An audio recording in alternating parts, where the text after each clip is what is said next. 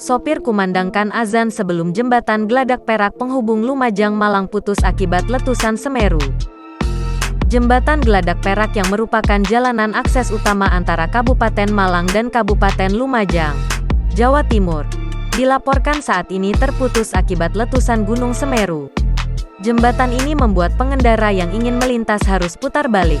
Namun, salah satu pengendara ada yang merekam sebelum kejadian jembatan Geladak Perak terputus. Dilansir dari video unggahan akun TikTok @ervina3457, memperlihatkan suasana 1 jam terakhir sebelum jembatan Geladak Perak terputus. Tampak di lokasi itu diguyur hujan deras dan kabut. Sang sopir yang terlihat takut sambil mengendarai kendaraannya itu langsung dirinya mengumandangkan suara azan. Melihat unggahan video tersebut, banyak sekali komentar para netizen terharu melihat kejadian itu. Tak lupa juga saling mendoakan agar diberikan perlindungan dan keselamatan.